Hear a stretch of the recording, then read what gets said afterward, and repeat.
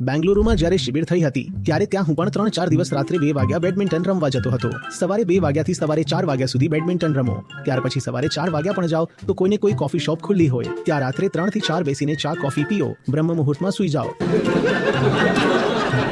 એલો અવાજ સાંભળ્યો છે ને, કાંટા લગા.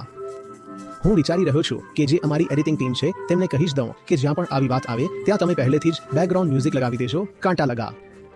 ચોક્કસપણે આ વાતનું મહત્વ હશે જ કે તમે રાત્રે એક સમયે સૂઈ જાઓ અને સવારે એક સમયે ઉઠી જાઓ. હું તેનો અસ્વીકાર નથી કરી રહ્યો, પરંતુ તેનાથી ઘણી વધારે મહત્વની જિંદગીની બીજી કોઈક વસ્તુ હોય છે. તમારી જિંદગીમાં એ બીજી વસ્તુ છે જ નહીં. જીવવા માટે કોઈ ઊંચો ઉદ્દેશ્ય નથી, એની જગ્યાએ તમારી પાસે કુલ શું છે?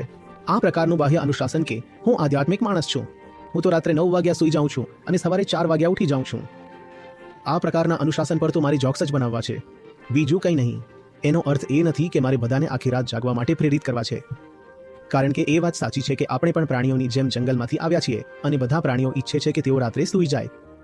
આપણું શરીર પણ લાખો કરોડો વર્ષ સુધી જંગલમાં જ હતું, તો તેને પણ અભ્યાસ એ જ વાતનો છે કે સૂરજ આથમે એટલે સૂઈ જાઓ અને સૂરજ ઉગવાનો હોય ત્યારે તમે પણ જાગી જાઓ. તમે જ્યારે તેની વિરુદ્ધ જાઓ છો ત્યારે શરીર પર તે વાતનો બોજ પડે છે, પરંતુ શરીર પર બોજ લઈ લેવો એ મન પર બોજ લેવા કરતાં ક્યાંય વધુ સારું છે. મારા જેવા લોકો માટે તો કામ કરવા, વાંચવા કે કંઈ પણ કરવા માટે રાતનો સમય જ વધારે યોગ્ય રહે છે. હું દિવસમાં ક્યાં બેડમિન્ટન રમવા જાઉં, ભારતનો તડકો જુઓ અને ધૂળ જુઓ, અને જો હું એકલો રહીને કંઈ વાંચવા માંગું, શાંતિથી ધ્યાનમાં બેસવા માંગું, તો હું વ્યસ્ત માણસ છું. આખી એક સંસ્થા છે, આખો દિવસ લોકો આવે છે, કોઈ આ પૂછે, કોઈ પેલું પૂછે. રાત્રે 12-1 વાગ્યા સુધી તો નવરાશ જ નથી મળતી.